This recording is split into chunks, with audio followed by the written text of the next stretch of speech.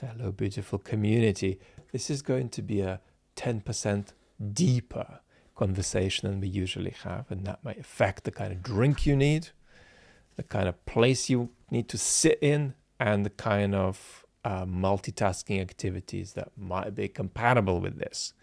We will be covering advice for oppositional Russians, Putin's motivation for war, Putin's view of revolution, prayer, advice for Western pro-Ukrainian folks, Khodorkovsky and Putin's illegitimacy, the UK perspective on the Iraq war, AI as a threat, NAFO, democratic decline, the killing of Navalny, the judicial pursuit of Trump, YouTube's algorithm, and Putin and the occult. Now, depending on health, we may do this in 2 or even 3 installments, but know that if I've said your question is going to be answered, it's going to be in, and if it's not, remind me, because I've glitched up, and I'll include you next time. Stefan. Hi, Stefan. It's our first question of the day. I'm a Russian who moved abroad to the EU when mobilization hit. I often feel powerless to do anything about the current situation, which makes me anxious because I have a strong set of opinions on the matter, but yet do nothing to change the situation. And this feels slightly hypocritical. Or it stinks of hypocrisy, you say, actually. I see Russia as an essential part of the European cultural landscape. I want to see it prosper in unison with the West. You know, that may be a blueprint that you dance with over time, you know. How do I nudge Russia toward my vision? I only see 3 options. I can go fight on the front in Ukraine. I can just sit back, obtain a citizenship here, and forget about Russia until it becomes better. Or I can go back to Russia and do a heroic but unconstructive protest. I went to the protests at the beginning of the war, and I felt they weren't emphatic enough. But of course, I'm evidently not so brave as to just stop thinking about this and go to the front lines. So my question is, what's the framework that Russians who live abroad need to have when they think about Russia? At least what framework would be better and healthier? So I wrote a few words in the margins of your question, and I want to go through them. There's about 6 or 7 words. The first word is responsibility. Putin wants to asphyxiate the idea that anybody is responsible for anything except their private lives. And so the fact that you're already exercised by this ethically and politically shows that you're outside of the grip of the yuckiness of Putin's propaganda. So that's good. But my second word is history. And here I want to quieten you a bit, because you're all over the place, you know. You're talking about forgetting about Russia and going to the front in Ukraine. And I want to quieten you because when you look out of the window and you see history, even if it's history that you're responsible for, it doesn't help to set your hair on fire about it and freak out, you know. What is happening in Ukraine is bad. What is happening in Russia is bad. But it is not unintelligible. In many ways, it's normal history, you know. It's an empire that has invaded people before. It's invading them again. In a somewhat different way, with somewhat different motivations, but it's doing what it's done before. So it's not like we're looking at the sun set and suddenly in the middle of the sunset, the sun begins to go back up and we freak out about the world no longer making sense. No. This is a self-immolating empire doing stuff it's done before. So in some ways, what we're witnessing is a version of normal. We have to understand that. No matter how bad it is in some ways a version of normal, and we shouldn't freak out about it. So, you know, that kind of unconstructive, oh my God, how could this be? How is it? You know, more than 2 years on is really important to quieten yourself about.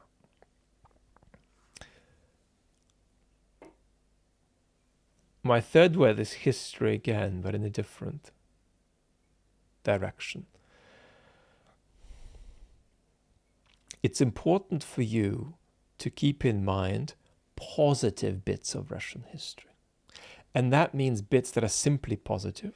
For example, the extraordinary anti-authoritarian 19th century tradition of activism and letters.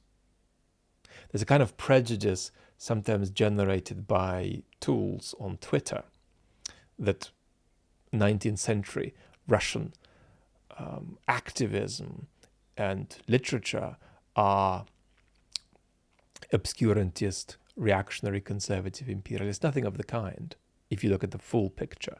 On balance, there's an anti-authoritarian tradition there that is as vehement as any such tradition in any 19th century European country. So recognize that. And then recognize the constructive potential of things that went disastrously in Russia, right? You might think about what happened in 1991 onwards, the missed democratic opportunity.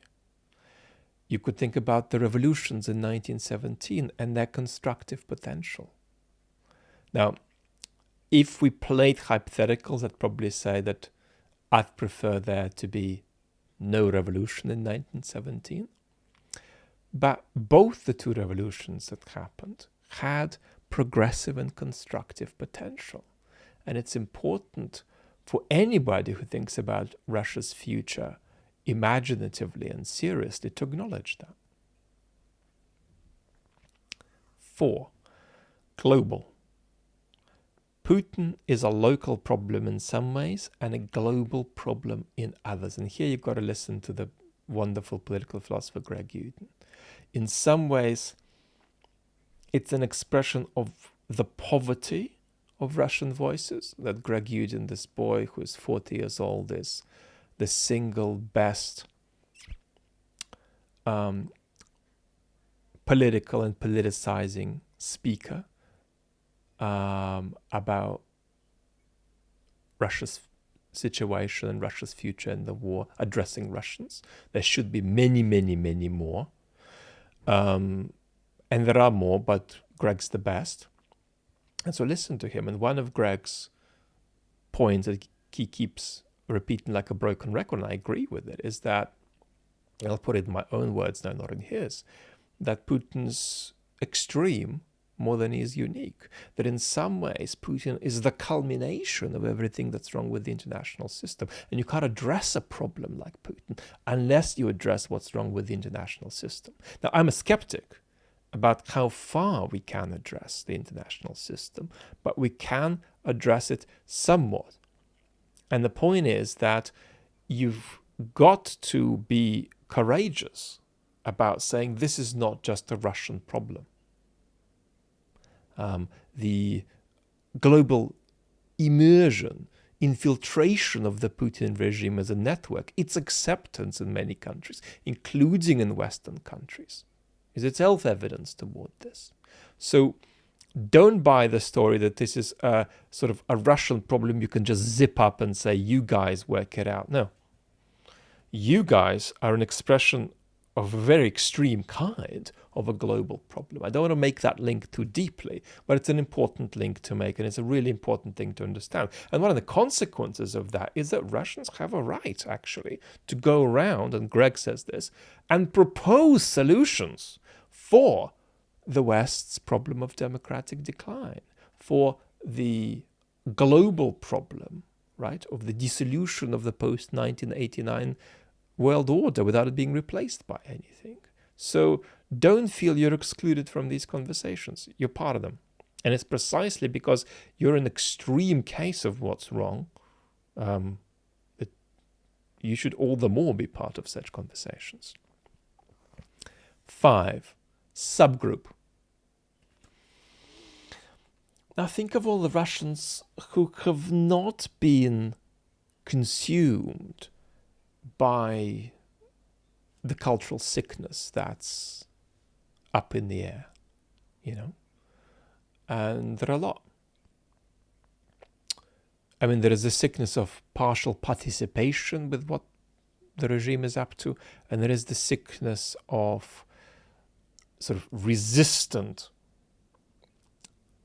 depoliticization, which is about, crossing the road 25 times just to avoid encountering anything political. And these are sicknesses. And again, these are global sicknesses expressed in a particularly bad way in Russia. But there are a lot of people, and we don't know how to count them, but there are a lot of people potentially in your boat who are still immune from this, and you've got to hold them, you've got to celebrate them, and you've got to encourage them in your social circle. You could say there are up to 30 million of them in Russia, if you look at it very, very generously.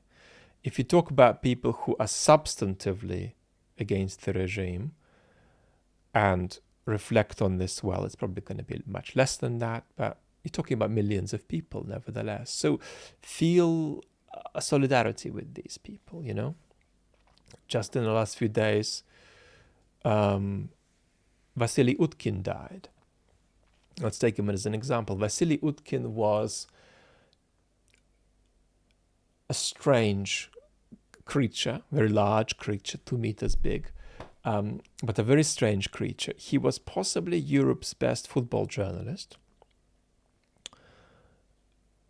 but he did football journalism the way George Bernard Shaw did music journalism from the 1880s till 1950. And that's to say that Shaw's music criticism was more about life than it was about music, and Utkin's football criticism and often football commentary was more about life than it was about football. And Utkin is famous in Russia for destroying the repulsive propagandist Solovyov. They had an internet clash at the beginning of the pandemic when Utkin said, "Where's the money to support people?" Money that was being kept for the damn war, of course. And Solovyov went for him, and Utkin verbally eviscerated Solovyov such that Solovyov had no chance to recover from it. These videos by Vasily Utkin are a very important, they contain plenty of foul language, but they're a very important cultural testament for contemporary Russians. And Utkin had a kind of amazing cleanness. He was, anti-Putin, anti-war. He died due to health issues at the age of 52. But he had this sort of wonderful apartness from this, and when we criticize the political account that Mr. Navalny's team gives of the beautiful Russia of the future for being a bit vacant, there is a cultural account of that sort that does carry some weight, and that's just about those Russians who've remained perfectly uncontaminated, and Vasily Utkin was one of these people. One of Utkin's favorite literary influences was an early 20th century poet called Nikolai Oleynikov, who gave these hyper-real but childlike, pristine, seraphic accounts of an insect sitting on the table, a butterfly opening its wings. And that seraphic, childlike quality percolated Utkin too, even though he was grumpy and ill-tempered. So these Russians are treasures that you need to feel solidarity with, right? There's a realness to them. There's a number to them. And it's also important to remember folks who would be here but aren't. My next word is good. Think of the good of the people who are behaving very badly too. and this is sort of a really ugly feeling for you. You know, I ask this community to do this with Trump voters, or Le Pen voters, because it's very important. For you, it's a harder task, right?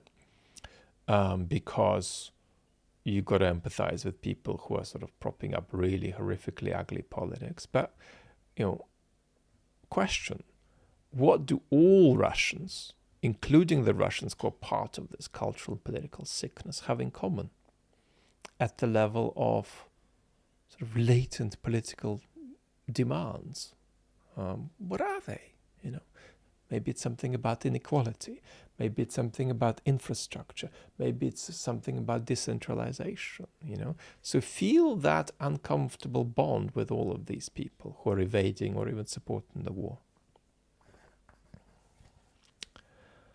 And just my last word is agency. I believe in really humble virtues. And I don't believe in, you know, talking up a situation when the recourse for action that makes a difference is limited. And that might change in the future. You could have a bigger recourse for action. There's humble virtues too, and humble versions of the virtue of courage too. It's a wonderful story by Ivan Turgenev, which he wrote on his deathbed, about a huge fire that engulfed his steamer, which he caught from Petersburg to Germany as an 18-year-old, and it sunk a couple of kilometers outside Travemünde. And he wrote about that because he got accused of behaving cowardly on that boat, and it became a public scandal that sort of pursued him all his life. But he wrote about it in a way that made the whole thing a meditation, a humble version of courage, you know. You don't have to be a hero to be sort of ethically adequate in difficult situations. And one of such responsibilities for you is around supporting the agency of other people near you who are struggling with all the stuff you've written, right? I mean, you're sharing with me a crisis of agency, right? And of course, when you're listing the three options, nobody can tell you what to do, right? I can tell you to chill out a bit, but nobody can tell you what to do. That has to be yours, right? If you just import it from somebody, that would be immature.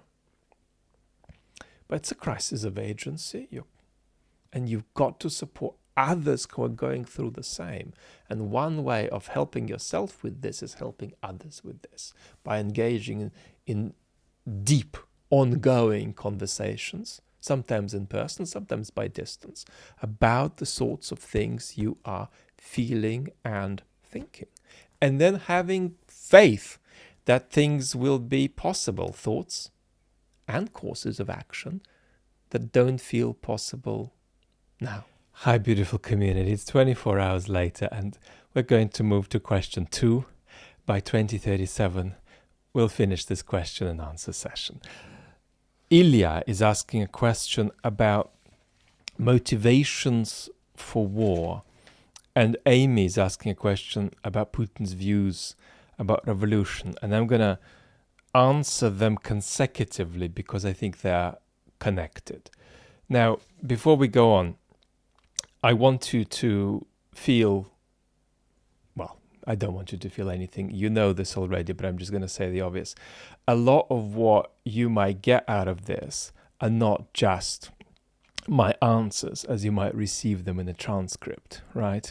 When I'm trying to give to you in this way, on my side, what you get out of it is not something I can predict, right? So what you get out of this is often going to be something that is a surprise to me.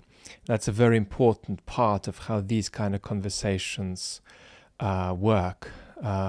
There's the possibility for a little bit of surprise, a little bit of interest that is unexpected, a little bit of transformation that is unexpected. Okay, now I've said the obvious, let's go on. Ilya is saying, I want to ask you about causes and motivations for war, but I want to sort of push off against a video on a channel called Sarcasmitron. It's a channel I don't know, but because you asked me, I've just watched 2 or 3 minutes of it. I can't comment more widely, but the 2 or 3 minutes I've seen are very good, actually, really good. And in this video, Sarcasmitron talks about how Lyndon LaRouche influenced Russian politics by getting the Russian political elite to believe ever more feverishly in conspiracy theories about Western meddling in domestic Russian politics. Now, because you're presenting Sarcasmitron's view here, I'll be very conservative about analyzing this because I haven't seen the video. So I'm primarily going to focus on what happens once you've summarized it all and you're asking me direct questions about what my views are, okay?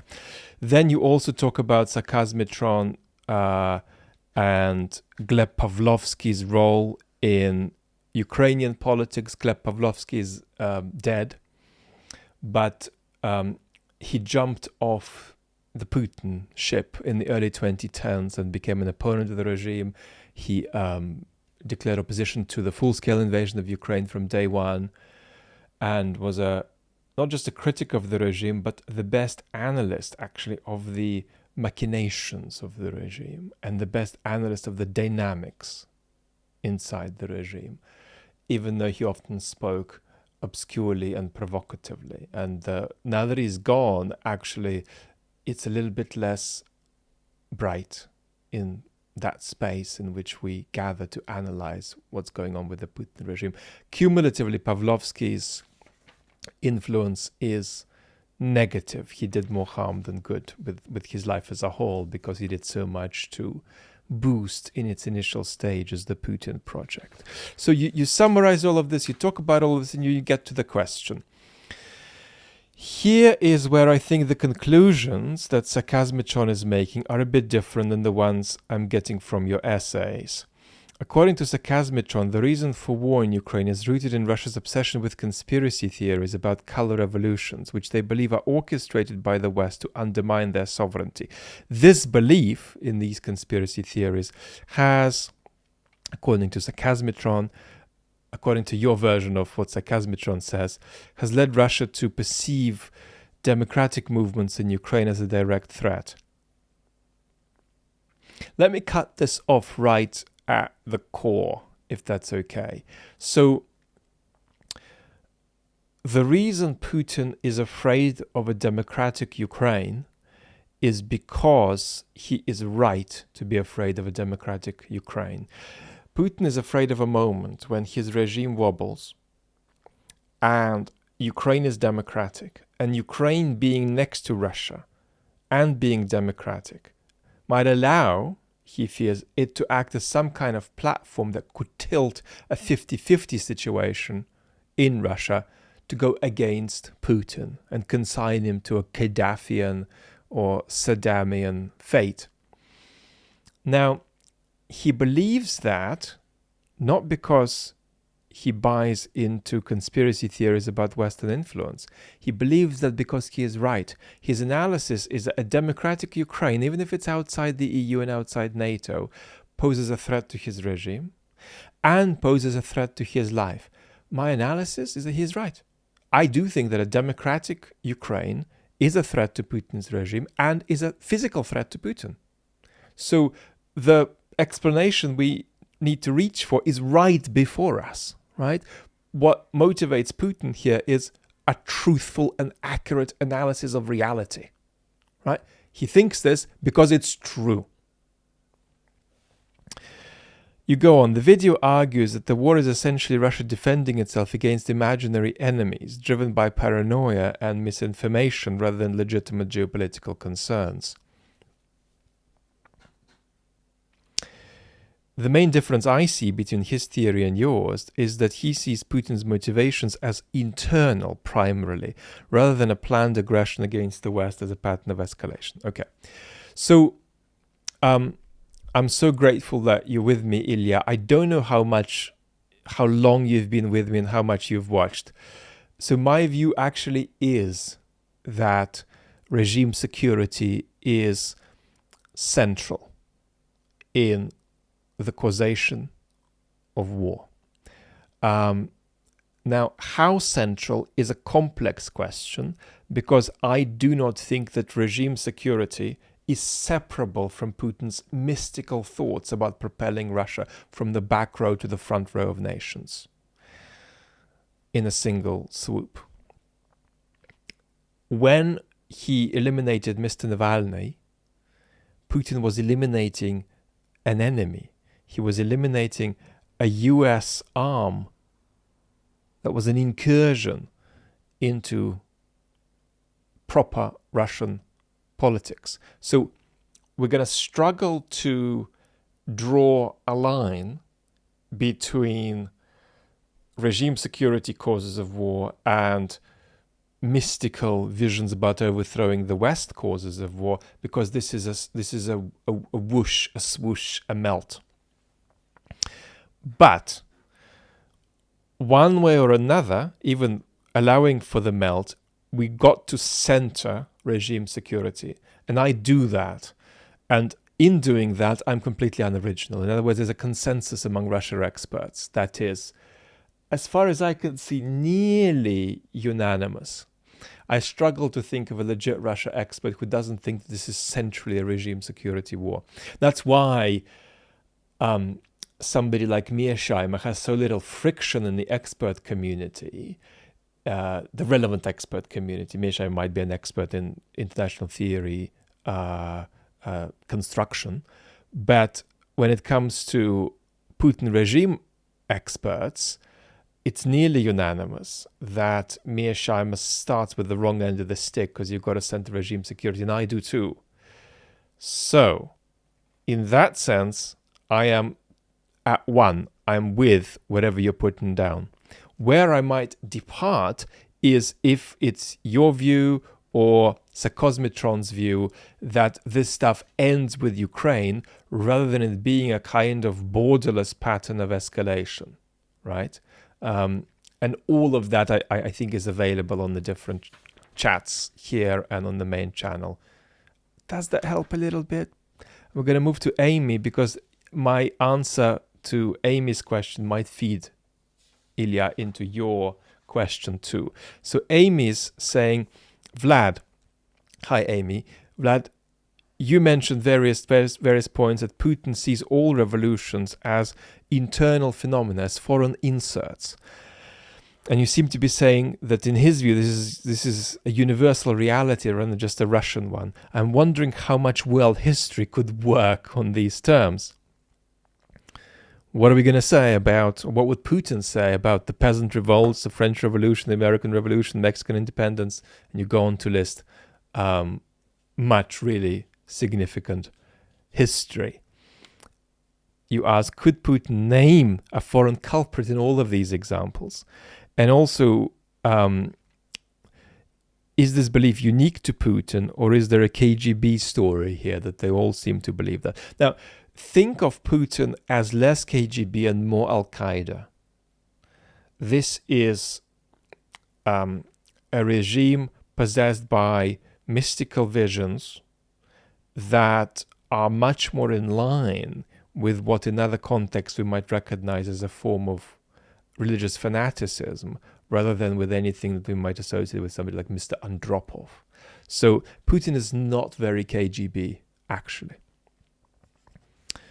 And if you were to layer on top of the mystical visions something that's of secondary importance, you'd put into that second place probably his childhood, actually, rather than the KGB background. It'll come in too, but it will not be top. And what is it with the belief that it's so easy to brainwash people anyway? Okay. So, Amy, I think it's important to make a distinction between doxastic and image-based ideas about what the world's like. So, this distinction is really familiar to us from conversations about prejudice. So, for instance, it might be, when we're talking about gendered prejudice, that we look at a formidable candidate for political office who is female, but we look at her and we say, yeah, I mean, she looks great, but somehow there's an absence of gravity that her male equivalent has, a gravitas that her male equivalent has. Now, what's going on when we say that? Now, of course, she could actually lack gravitas, but it's in this example to be assumed that she has it, but we don't feel it. So what's going on is that our beliefs about female leaders might be in order. We might think female leaders are great, can do a great job. But in practice, when we encounter one, we underestimate her competence. We give her insufficient competence and insufficient epistemic credibility because she is a woman. So our beliefs are in order, but our images aren't. And you can reverse this. If you think, for instance, of slave ownership a couple of centuries back, you're often talking about people who have really corrupted beliefs that are in conflict with images that make people feel, well, hang on, these slaves I own are actually human and are actually of equal moral worth to me in some significant respect. I kind of feel that, even though my beliefs say that they're not. And so in the slave case, if you were going to come out of the prejudice, you got to leverage imagery to fix corrupted beliefs. And in the case of 2024 and the female candidate for political office, what we've got to fix is our image, and we've got to leverage our impeccable beliefs to fix our corrupt image. And much of what I'm saying, I'm parroting a lovely philosophical colleague whose name is Miranda Fricker. Now, Putin has various images about revolutions, but I think that it's less obvious that this is something he holds at the level of a belief, like a simple, cut and dry belief. So when you present him all of these examples, he's going to want to change the subject. He's going to want to insert a few yeah buts in a few cases. He's going to want to concede in a few cases and so on.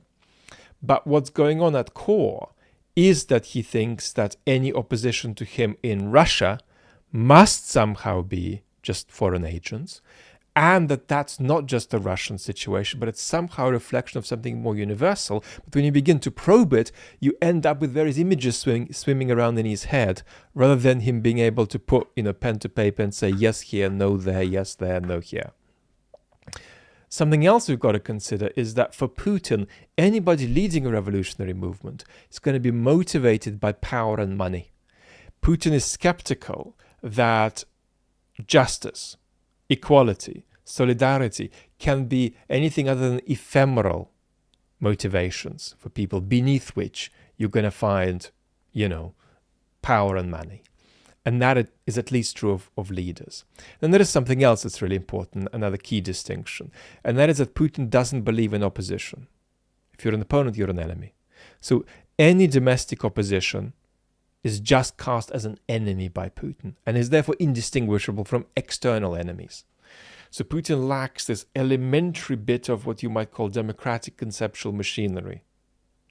He thinks that anybody who talks of enemies basically is full of BS, or maybe is caught up in a very privileged and unsustainable historical moment.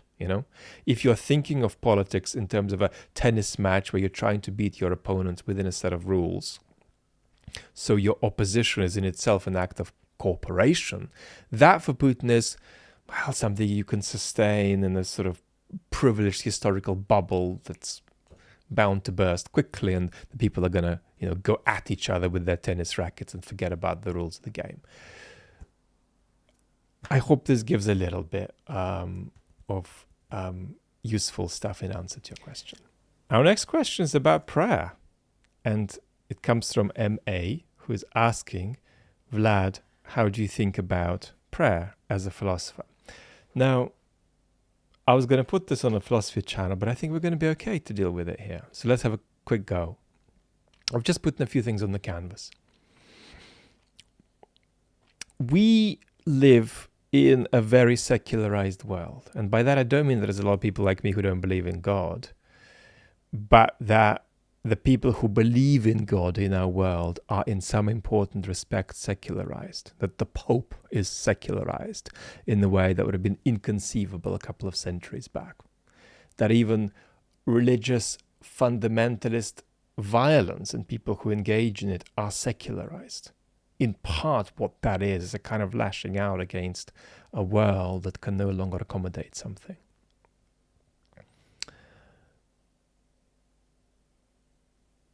Another brush stroke on the canvas that matters, I think, is that we are bad at talking to each other.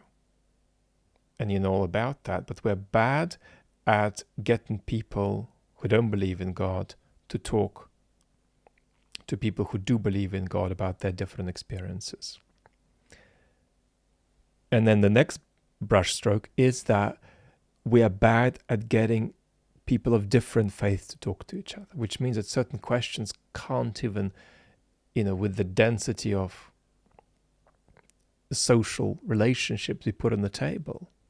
Like, how far is it the case that people of different faiths are actually praying to the same God?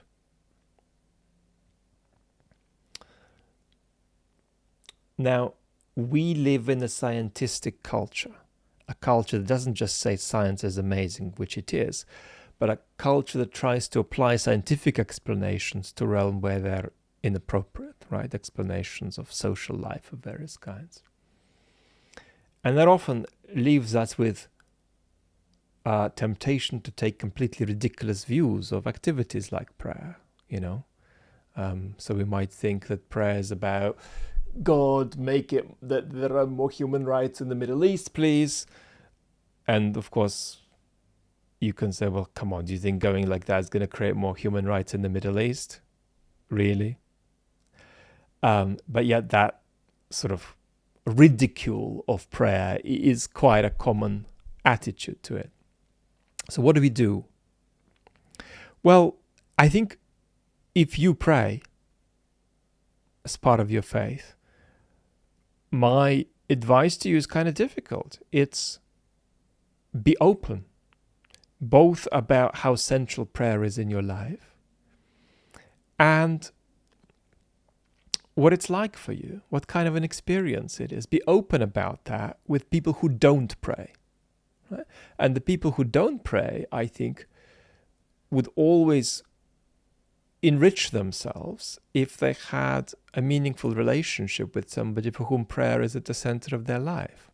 And one of the things you're going to learn from that is how much prayer is about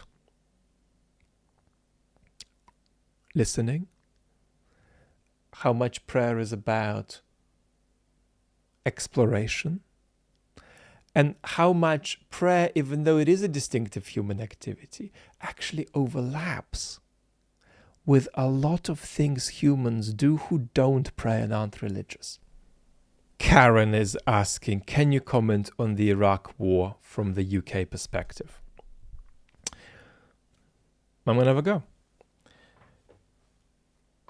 I'm going to be a bit mean. I'm going to assume that everybody has a good degree of knowledge about this. So I'm just going to try to sort of inflect our thinking rather than recount everything.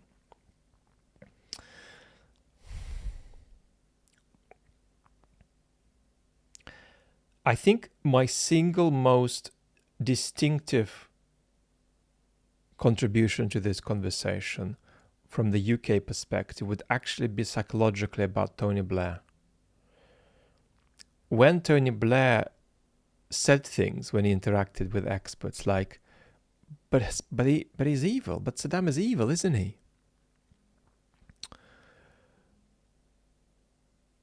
He wasn't just asking ethical and moral questions.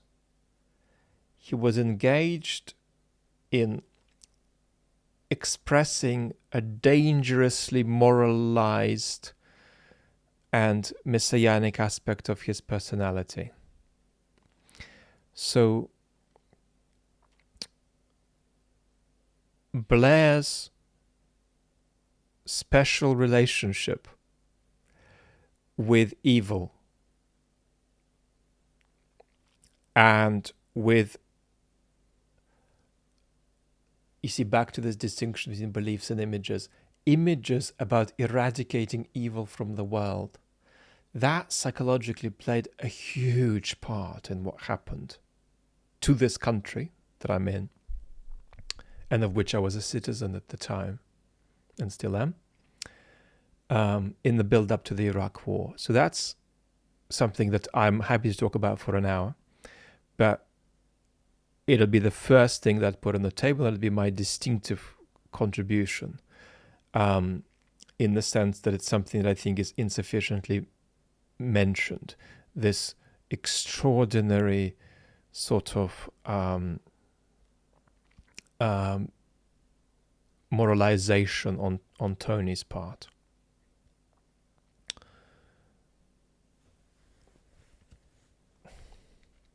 I mean, the second obvious thing I'd put on the table is that Tony Blair, as the Prime Minister of this country, wasn't deciding whether to invade Iraq. He was deciding whether to side with the US that was going to invade Iraq anyway. So that's quite important. Now, many things that Tony said and felt clearly suggest that he fancied this idea anyway, but I think we can conclude that if it was simply up to him, he wouldn't have done it.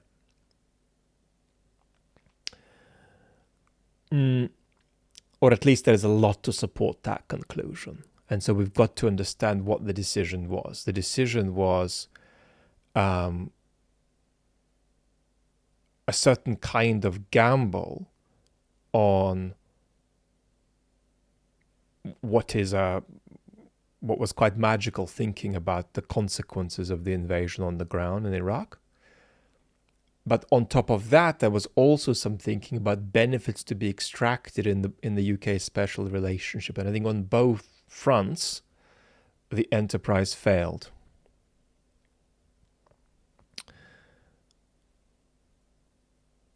I mean, the third obvious thing I would say is that the intelligence was both woefully inadequate and inadequately scrutinized, including inadequately scrutinized by politicians. And you see, that's where I'd go instead of lying and deception. With Tony, I'd actually emphasize as the most terrifying thing his sincerity, his unhealthy sincerity. And with some of the others in his government, I'd emphasize going along with a kind of ideological current in a mode of insufficient scrutiny rather than positive manipulation and deception.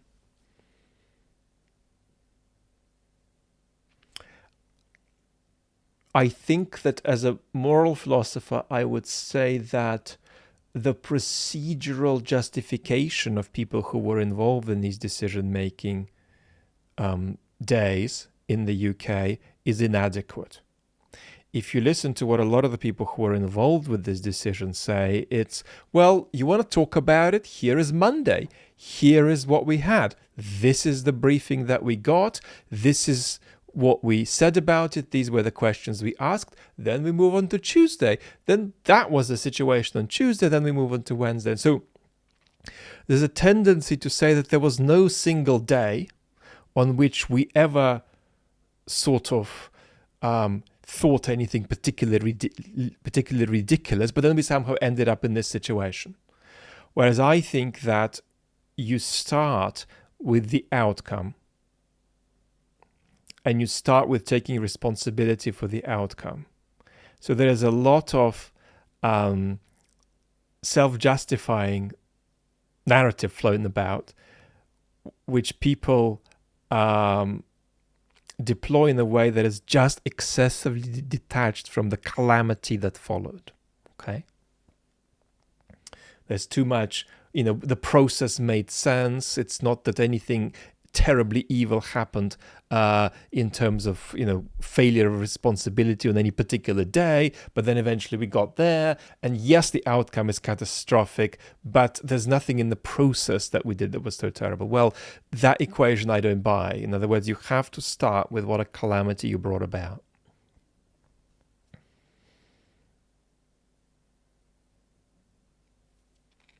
I do think that both in the UK and in the US, this was an important inflection point for post-truth. I mean, in the run-up to the Iraq War, I had a long conversation with the cabinet minister about it, who told me things that unimpressed me in a post-truth manner, where I felt that I was hearing in the same conversation, Saddam should be stopped from developing weapons of mass destruction, and Saddam should not be allowed to use weapons of mass destruction which he already developed. And I took these to be two incompatible claims.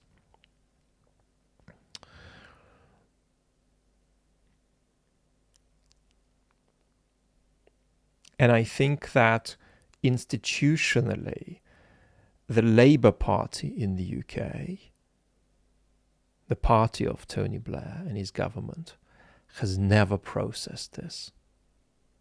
They have related to this as one relates to a past relationship about which one doesn't talk. And that is, I think, part of the unhealthy crisis of identity that the Labour Party is having today, even though it's almost certainly the next party of government in the UK. So these are just a few points, and I think all of them could be brought alive in many ways, but I hope this helps. Our next question is from David, who is asking about Mr. Khodorkovsky's statement on the Piers Morgan show that we might want to think about declaring Putin's election result and his election procedure, and indeed his position, as illegitimate. Now, you're not asking that in terms of questions about negotiations, questions about talking versus not talking to Putin and so on. You're asking that in terms of impact on the Russian space. So your question is, would the West not recognizing Putin's re-election as legitimate impact the depoliticized blob?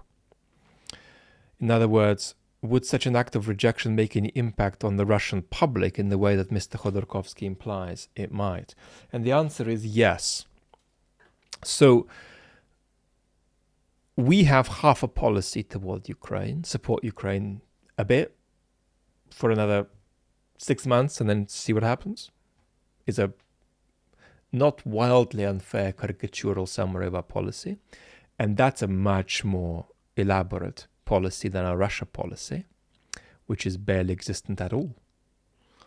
So if we had a clear position about X, Y, Z that we want to see happen on the Russian space, that would absolutely have a politicizing effect, number one. And number two, there would be a politicizing effect if Western leaders spoke to the Russian people, of course. Not in a way that was designed for a Western domestic audience, gain a couple of brownie points for calling Russians barbarians. Well, that's not going to be useful. But us speaking directly to the Russian population, the way Zelensky spoke to Western populations, particularly in the first few months of the war, is really useful. Because Russians might say, well, the Kremlin says that the West wants to eliminate us and doesn't care about us. But here we have a 20-minute speech from the President of the United States addressed to us, explaining what their problem is with us and explaining where they want things to go in the future and explaining under what circumstances they'll deal with us and explaining what change they want to see happen here before they deal with us.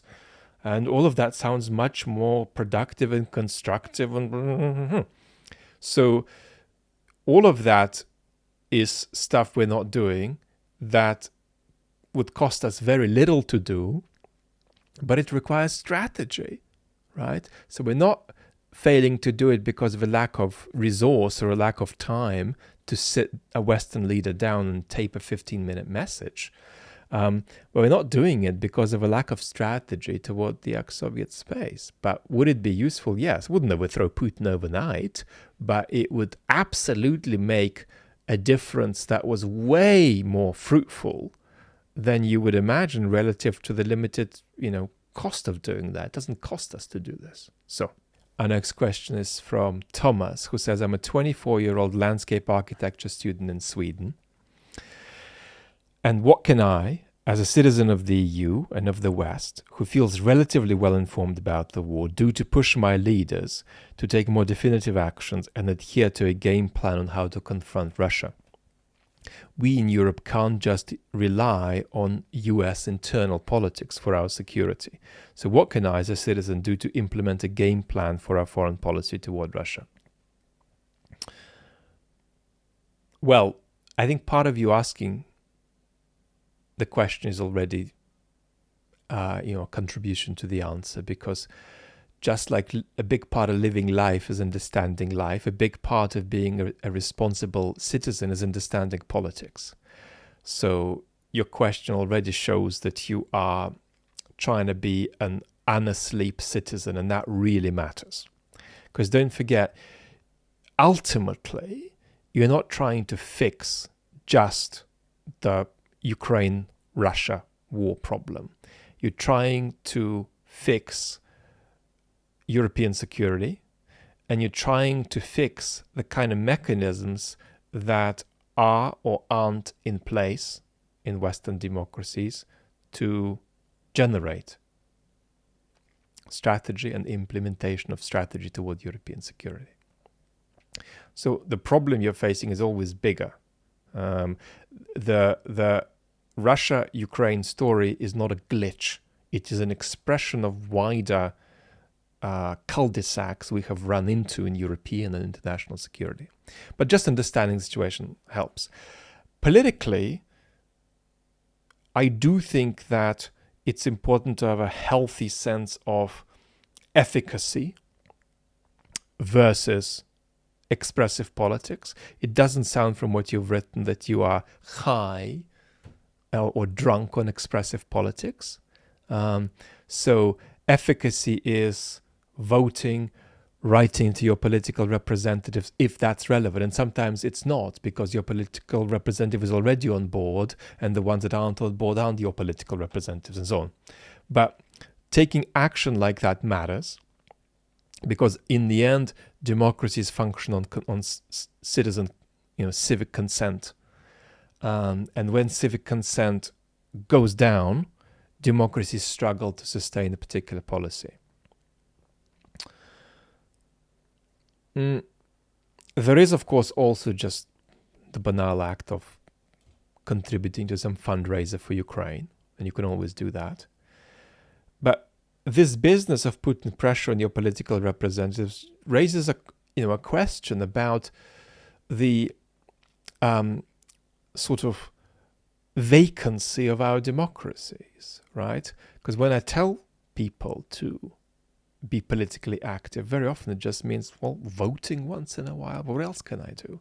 So there is a kind of a problem whereby, we're not touching politics enough. We do not have enough institutions and enough rituals to connect us with politics, except on a few one-off occasions. And that, I think, does reveal at least a part of the crisis of democracy that we in the West face. So far, all I've said is just keep on being an awake citizen. You can send help to Ukraine. You can put pressure on your political representatives. Also put pressure on your political representatives to engage with the political representatives of other countries to go about forming a strategy, which is something in a way that has looked somewhat comical, arguably the French leader has been trying to do recently.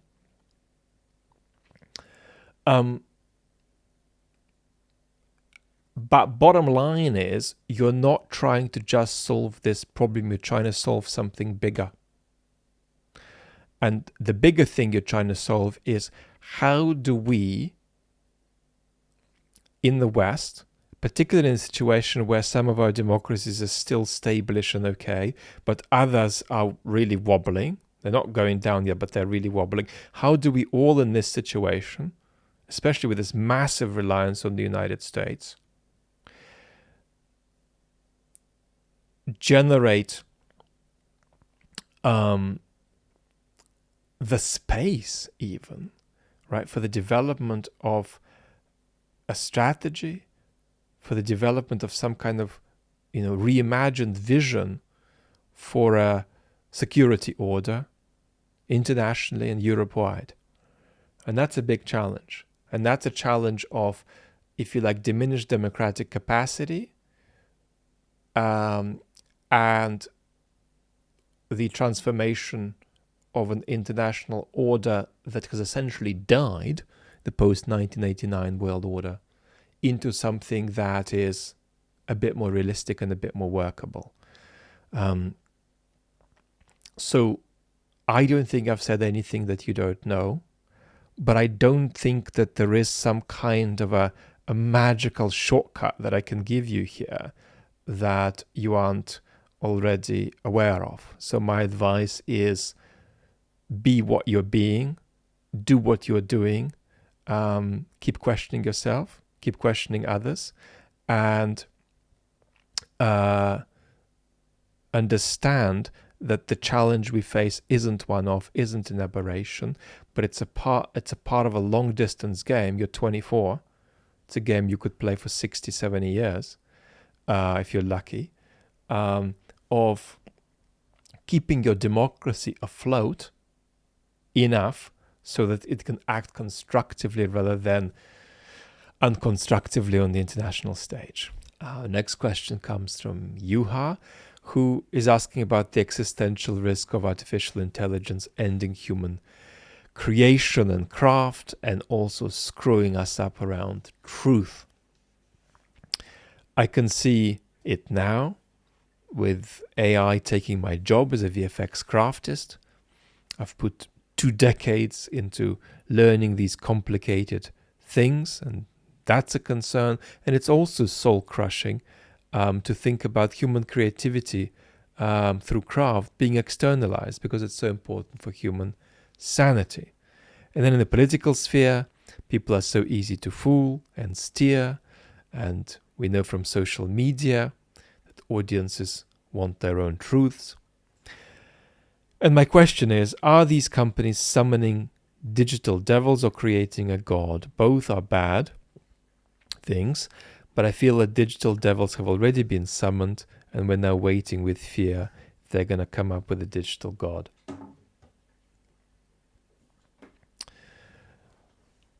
Well, Juha, I'm sorry about what you're going through with your career and with your professional output. As a philosopher, I'm qualified to comment on some aspects of the AI question, but not on others, because I'm obviously not an AI expert. One thing I won't comment on now, and that is whether, craft and creativity aside, art specifically, art production is something AI can do. And my answer to that actually is that AI is constitutively incapable of making art. But I won't take that anywhere now or emphasize it. Let's in turn look at the political side of this, something that I am qualified to comment on as well. As a psychological clue, I tend to think that the risk of human extinction is cartoonishly around 10% per century if we take this century and the next. When I say this, I'm only giving a psychological clue. I'm not offering a meaningful estimate. But I think I would wince a bit if you told me that the risk of human extinction is 50%, because that's too high, or if you told me that it's under 1%, because that feels too low. I mean, Mr. Putin's chances of starting World War III might be 1%. So, against this background, psychological clue, a ballpark figure of 10%.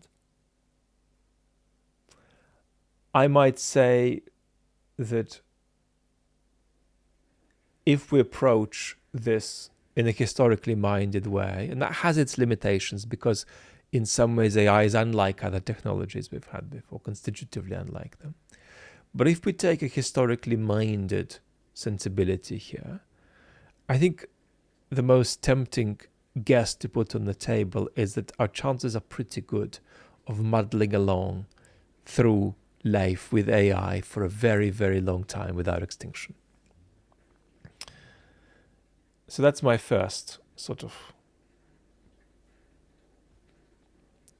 brushstroke on the canvas. The second might be that we tend to, when it comes to big threats, over-worry about human extinction and under-worry about democratic extinction. And I'm saying that we've got to worry about both.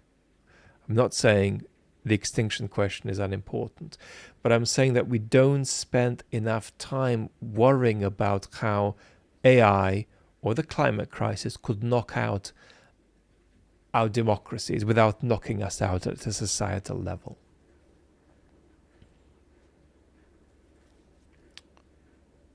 Do I think that AI is going to get out of control? Yes, I think AI will get out of control. The only question is how badly. The way to prevent that would be to have a global government, which isn't feasible, or to have perhaps a body somewhat like the IPCC, with the difference being that everybody complies with it. And that too feels too institutionally ambitious. The best hope we have, and it's a hope that carries some weight, is that fear of the civilizational risk AI poses will get regimes that are in conflict with each other or are in a cold war or are at risk of a hot war with each other to nevertheless cooperate. So this is the idea that the United States and China come together to mitigate the most disastrous consequences of unmanaged AI getting out of control through a shared fear that it poses a serious risk, so that fear of AI gets us to avoid the worst case scenarios with it. Another thought I have is that the precautionary principle is very important here. And this is a principle that tells us that we've got to work with the idea that we're in the realm of uncertainty rather than being in the realm of managed, estimable risk. Our next question is from Anne, and you are asking what I think about NAFO. I have always rather enjoyed the fact that they exist, you say, but I find it difficult to predict whether you would see them as a net benefit or a net detriment to the potential for a Ukrainian victory, or perhaps just completely irrelevant. Does the superficially light-hearted tasseling they indulge in increase polarization in a bad way, or is it appropriate to the platform and therefore okay? As a grassroots movement, it comes across as having its heart in the right place, and it's certainly fun to see them posting rude memes on tweets posted by various Russian embassy accounts. But at the same time, beyond the donations to Ukraine, do they help? I can't decide. And let's have a little go at this. Now, everybody, first of all, in our community who is inside the NAFO hashtag, keep your pants on, do not set your hair on fire, you're going to be okay. We are talking about our information environment here. And that means that we've got to be gentle on ourselves because our information environment is wonky, it's scary, it's unmediated, and it's hard to make one's way in it. So gentle on each other, gentle on the parts of us that don't want to be gentle to others, gentle on the parts of us that don't want to be gentle to ourselves. That's a little carpet we've laid down, and we can sit on it and go a little bit further. Keep in mind the extent to which NAFO is a dissented thing, right?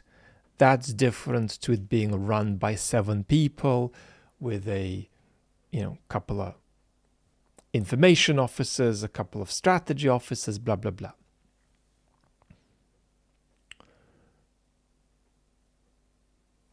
Keep in mind the pluralism that we must admit and need in our information environment.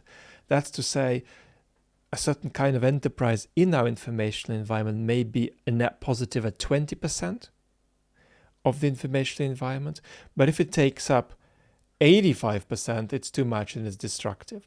Or if it takes up 5%, it's insufficient, therefore, and we need more of it. So understand pluralism in the info environment.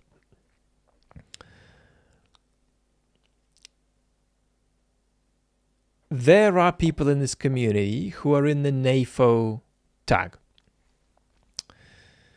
who use the NAFO tag and who participate in NAFO.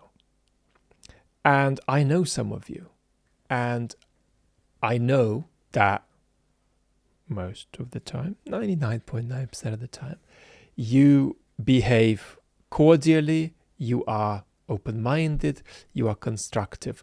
What does this mean? It means that there are a lot of really lovely and thoughtful people inside the NAFO umbrella, on the one hand. On the other hand, now, do not get your knickers into a twist here, you're going to survive, NAFO folks. On the other hand, if we talk to journalists who work for important established institutions, and if we talk to region experts, Russia experts, Ukraine experts, who are academics, who are on Twitter, a lot of them would have, donations aside, either a net negative view of NAFO or at least a kind of really negative intuitive reaction. Why? Because a lot of them would have been on the wrong end of vile and toxic NAFO campaigns for just knowing what they're talking about, for just doing the right thing, for being responsible. So that happens a lot. It's a problem. Don't chicken out of admitting that it's part of reality, okay? So recent example might be Oliver Carroll from The Economist, who was perfectly innocently reporting on the Zelensky conflict, something that everybody who knows anything about Ukraine knew about. So that's another problem, right? NAFO folks are Western folks, US folks, UK folks, Baltic folks, very often Polish folks, very often with not that much knowledge of Ukraine and not that much knowledge of Russia, and not knowledge of the languages as well. So Oliver Carroll was doing responsible reporting, and there was a toxic campaign against him with pages and pages of messages calling for him to lose his job, with various kinds of threats, various forms of abuse, and so on. Not cool, but not a one-off. Okay, so we've got to start doing this balance. What we can provisionally say is that, donations aside, it's not possible to say that NAFO is obviously good, and it's not possible to say that NAFO is obviously bad.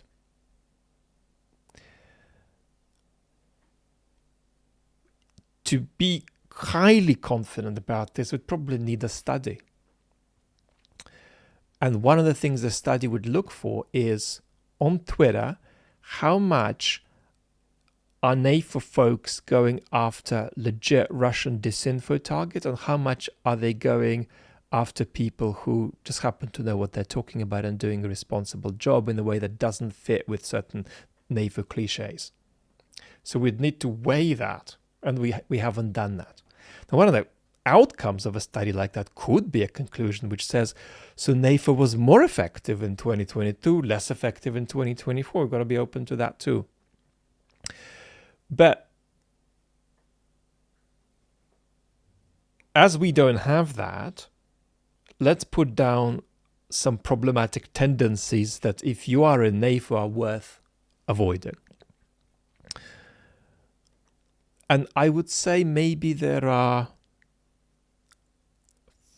4 related ones. So they would be depoliticization. You might say, come on, for goodness sake, what are you talking about? This is a political thing we're doing here to help Ukraine. What's depoliticized about it? Well, certain forms of participation in politics could be depoliticized. For instance, if they are parasitic upon the idea of politicizing the ex-Soviet space, politicizing the Russian space, and certainly going on about orcs and going on about the centralist generalizations about Russians, that is depoliticized. The next risk is what I would call soft-fascization. That's when you take a group, Russians, let's say, and you exclude them from a moral category to which you damn well know they belong, right? Lots of memes you can think of, for example, the shark meme, when the Russian chap got his life taken by a tiger shark. And that is not cool to laugh about. It's a bit toxic. And, you know, somebody in my life got their life taken by a tiger shark, so I know what I'm talking about. Then the next risk would be algorithmification of thought, but here it's more complex because you may need, here's what I prepared earlier, stuff to tackle Russian disinfo. And then the fourth risk would be falling too much out of touch with what Ukrainians in the trenches feel, right? If your discourse is stuff that just would be offensive or ridiculous to these people, and you also got to sort of tamp down on it. And Ukrainians in the trenches do not love it when you talk about, you know, the Russians being the 4th best army in Ukraine.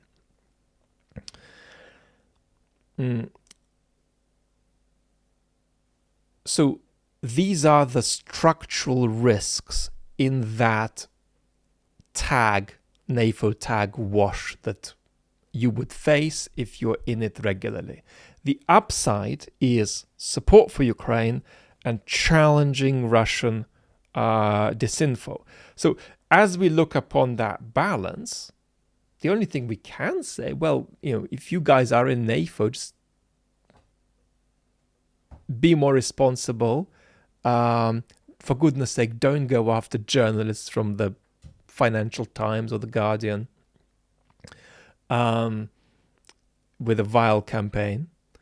And focus on what matters and ask yourself more constructively, is this helping Ukraine, or is this in fact counterproductive and some kind of form of unhealthy online theatrics? So that's where I'm at. But I don't think there's a big drama here, because whatever is wrong with NAFO, you just say, well, NAFO guys, don't do that, or do this bit that you do that is constructive more, and be unconstructive, blah, blah, blah, blah, blah, blah. Okay, so you may need a sip of water, you may need to turn off this video if you're NAFO folks and you've hyperventilated. Otherwise, let's move on to the next question. Next 2 questions are from Dan and Mark, and they're essentially the same concern. Dan says, the inevitable march of regress still sounds like a mirror image of the inevitable march of progress. I went to the We Are Heading into a World Without Rules video. It's a main channel video that appeared a few months ago, and watched it again from the midpoint. It correctly notes that we have some problems. What it does not do, as far as I can see, is provide any valid reasons to believe that these problems will necessarily be worse in 2044 than they will be in 2034. As far as I can see, it could go either way. And Mark says, Why is the West, a Western democracy, in decline? It feels like it is, and its trajectory is, but why is that indicative for future performance? So I think this is a really important question. You all know that I talk about some kind of a 4+4 equation, at least 4 forces worth mentioning of democratic dissolution. This state of the internet, mechanisms of social exclusion of various kind, forces that are untethering community bonds, forces of political and economic diffusion, and ideologies of psychic self-realization that pull against values of public good, solidarity. And then there are 4 feelings that people have, which is a feeling of being unsafe with their institutions, a feeling of being betrayed by the institutions, a feeling of being powerless before their institutions, and worst of all, a feeling of opacity, that the political system has just become opaque to you. And then I use a metaphor that is very well worn, that we are coming out of the bay and going into open ocean. And of course that indicates that we are at the beginning rather than in the middle or at the end of a pattern of economic, democratic decline, democratic recession. So the inevitable march of regress, Dan says, still sounds like a mirror image of the inevitable march of progress. It's very important to get this right. There is no historical teleology. History doesn't have a libretto. So when we are denying the early Fukuyamian picture of convergence, or at least a tendency toward convergence on a species-wide civilization expressed in democratic capitalism, we're not replacing it with an alternate reverse teleology of divergence, an alternate reverse teleology of inexorable democratic decline beyond any contingency for as long as time permits. If anybody thinks that, it's actually Putin. Putin has this Fukuyamianism in reverse in his mind, which is why he thinks that democracy isn't just in a slump in the West. He thinks democracy is unreal and will inevitably and permanently vanish. So that progressive idea of historical evolution we reject. By extension, we reject a regressive narrative of historical evolution too. We have to accept contingency. What we are saying about democratic decline has nothing to do with historical teleology. We're describing a moment of moment. And we're being responsible about how far forward we can see. We shouldn't say too much about where we're going to be in 2200. But when I say that we're coming out of the bay and going into open ocean, I am saying that the pattern of democratic decline that we are in hasn't peaked yet, and that in fact these forces of democratic degeneration are partly being kept at bay by the resilience of our democratic institutions that can be bashed up for a year or 2 or 5 or 10, but not 15 or 20 or 25. So what I believe in is that this pattern can be partly halted, maybe even partly reversed. But fundamentally, we do not have a way of eliminating the social forces that are playing into a pattern of democratic decline. And the reason I talk about 10 years from now, 20 years from now, is that we can talk about this with a degree of confidence. And therefore, I'm afraid I can say that by 2034, tendentiously Western democracies will be weaker than they are today in 2024, just like in 2024 they're weaker than they were in 2014. And we can also say with a good degree of confidence that things will be worse in 2044 than they are today. We're not going to have recovery from 2034 to 2044. That is not how moments of this kind work, especially if we understand the forces that are driving it, right? So let's keep entirely apart questions of teleology from questions of why we're entering a certain kind of moment historically and how long such moments sustain themselves. Something else that's really important here.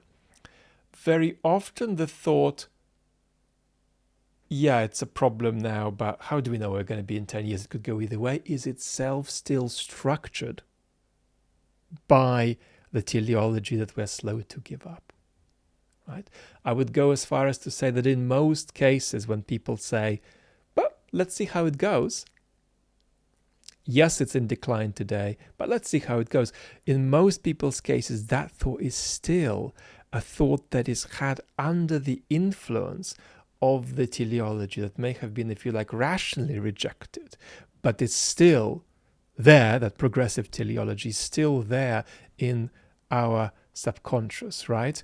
When something like teleology dies, it just dies in most people's minds and stays dead most of the time in most people's minds. You see, that's how it works. It partly just retreats into the subconscious and still exercises a hold over us. And it's also very important to understand that what happened between 1991 and, let us say, 2010, or the middle of the 2010s, or somebody might say, well, no, let's actually contract this further between 1991 and 2001. That what happened in that period is in many ways an historical aberration, a special constellation of forces that created a positive situation that is rarely sustained in history. But we can always make our democracies 1% better than they otherwise would be, 1% more resilient, and then 1% more resilient than that. So the thing that we don't do when we admit that we are coming out of the bay into open water is the doomism, right? And as I say very clearly, it's up to us what happens to our democratic boats when they are out in the ocean. And the idea that they're going to be in a storm in the ocean does not mean that they're going to sink. Our next question is from FRENZALRHOMB, and it's about Mr. Navalny. One thing I'd like to know from you is how far we can back up the claim that Mr. Navalny was definitely assassinated by the Russian state without any residue doubt. We don't know as much as we are going to know in the future about this, but the Kremlin tried to take Mr. Navalny out with Novichok in 2020, and they nearly succeeded. And that is essentially transparently available to us. We know quite a lot about the mechanics of how that political crime was organized. So the only question that really remains is whether what happened to Mr. Navalny is an incremental outcome of the appalling conditions in which he was held, of the enduring torture that he experienced, or a one-off event. That we at this point cannot be overwhelmingly confident about. I personally lean to the one-off event explanation for several reasons. One of them being that Mr. Navalny, just a matter of a day or two before his life ended, was in a rambunctious and jokey mood in a courtroom. So we have to remain uncertain about exactly how his life was taken, but it seems to me that either way, we're talking about a political killing of the main opposition leader by the Kremlin regime. Our next question is from MIHO, who is saying, I am aligning myself with your views about how problematic Trump is. So my view is that Trump is an exclusionary, anti-democratic, populist authoritarian, really, that he is a politician who is paradigmatically out to break the democratic system. But then MIHO expresses many concerns about how Trump is pursued in this plethora of legal cases, and MIHO concludes, in light of these considerations, I find myself at a crossroads of confusion and concern. How do we navigate these murky waters where the defense of democracy seems to clash with the principles it stands for? Okay. Well, let me make a couple of comments, one general and one particular to Trump and the US. The general comment is that when democracy seems to us to be imminently in peril, we are at risk of doing something to save it that actually accelerates its demise. And a good example is the way the Russians tried to suffocate out the communist candidate Mr. Zyuganov in 1996, not by rigging the vote, but by tilting every other aspect of the election so overwhelmingly in Mr. Yeltsin's favor that Mr. Yeltsin eventually elevated himself from an original 2% favorability rating to winning the election. Retrospectively, this looks like a bad mistake. At the time, a lot of people thought it was a necessary type of anti-democratic mobilization to save democracy.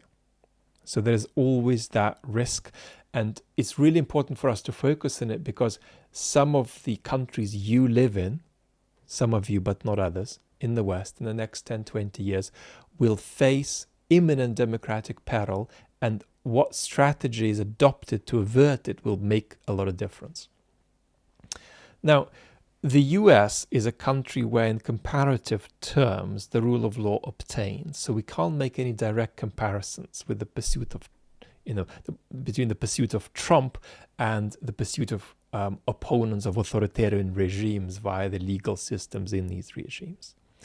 Having said this, this is not just a matter of a multitude of cases mounting against Trump. These cases are part of a political strategy to defeat Trump. They're often funded by democratic donors. And about that strategy, I have to say two things. It is counterproductive, and the reason it is being persisted with despite being counterproductive is that some of the motivations for it are based on a kind of toxic denial of reality, a denial of the reality of that boat coming out of the bay and going into open ocean. So some of this pursuit of Trump via the mobilization of the legal system against him persists despite its counterproductivity, despite the fact that Trump benefits from this pursuit politically, because that pursuit is somehow based on a false picture that the threats to our democratic system that we encounter are still aberrations we can sort of nip in the bud instead of thinking about them more systemically.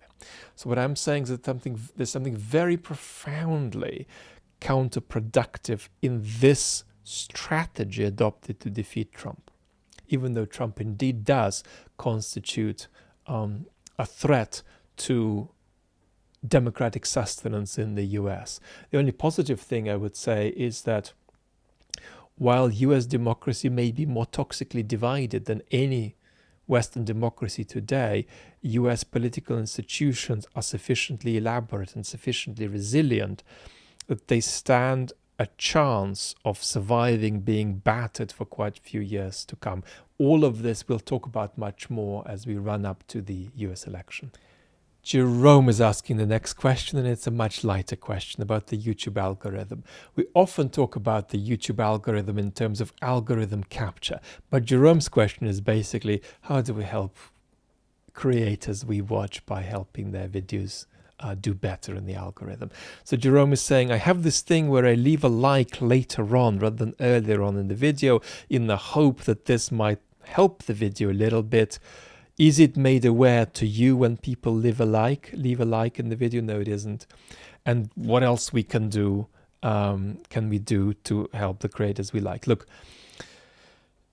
if I were to make a guess, there may be an infinitesimal difference in leaving a like later on, because that suggests you've watched the content and you still like it. So that might be impactful, but just a tiny bit. What else helps? Well, ultimately, YouTube is about clicking on a video when you see it and then watching it as far as you can to the end. So that helps creators. Creators are, as it were, propelled by the YouTube algorithm when the retention is good in the video and people watch a lot of the video. So my tips are for the creators you like. If you want to support them with your own behaviors on the platform, then click on their videos. Don't jump off their videos. Watch them all the way through. If you jump off, then come back maybe. And also, if you ever get a questionnaire that appears, which says, hey, click these couple of buttons and tell me why you liked that video and how much did it contribute to your, enjoyment, filling out that questionnaire, which normally takes 2 or 3 clicks, is also really beneficial. That's about all. I mean, I just think that if you love a creator, that love will just naturally manifest in the behavior on the platform. Our last question is from Marco, who's saying, Vlad, what's up with dictators in the occult? This is a topic you've sometimes discussed in relation to Putin, but I've also come across interesting discussions of Franco's interest in the occult and Hitler's. So first, why do so many dictators become obsessed with the occult?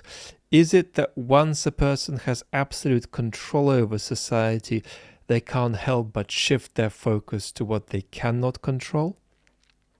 And second, is there an ideological connection here? It seems that most cases of occultism in dictatorships come from fascist right-wing nationalist regimes and not left-wing dictatorships. Are there communist occultists in Cuba or China that I'm missing? I think this is a wonderful episode that could be freestanding. Let me say a couple of things. So your first question, why are so many dictators obsessed with the occult? Is it because once a person has absolute control over society, they can't help but shift focus to what they cannot control? No. The state of a typical dictator is a state of paranoia and a state of there needing to be lots and lots of moving duck legs underwater, keeping the show on the road. Even when these regimes are stable, there's often much paranoia at the top about what's around the corner. And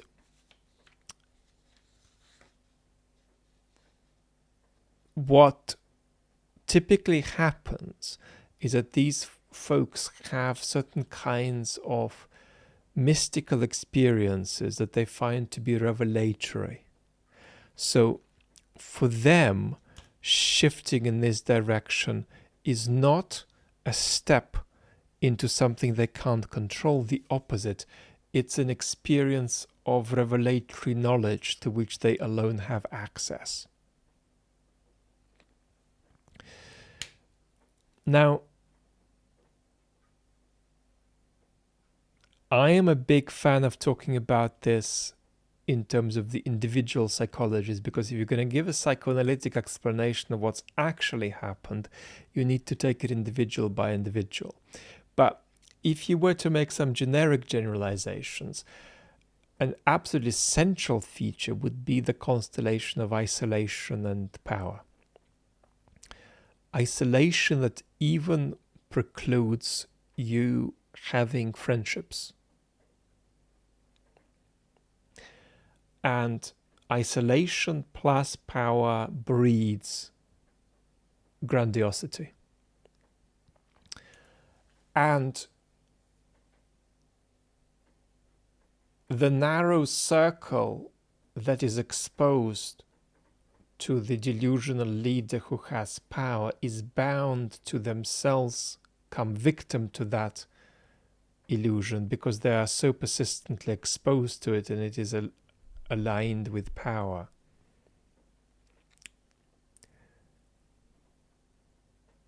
There is so much to say here that is interesting. We might do a separate episode about it. Then you're asking about something that probably requires a professional historian with a wide reach. And that is there an ideological condition to occultism? It seems like most cases of occultism in dictatorships come from fascist right-wing nationalist regimes rather than from left-wing regimes. Now, obviously we have to give some weight, but we actually shouldn't overestimate the atheism of communist ideology. It has some place, and it is aligned with a certain theory of history and a certain conception of rationality that is incompatible with, on the face of it, with non-naturalistic explanation of events. But I don't think we should overestimate it, because I do think we're going to find much of the same in communist China, in communist USSR, in Cuba, which you mentioned. I mean, I know that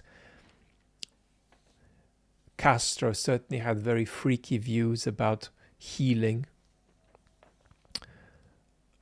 I know that Stalin, and I'm not an expert here, but Stalin was interested in ritual and in the occult in his youth. There's a bit of literature on stuff like this in communist China.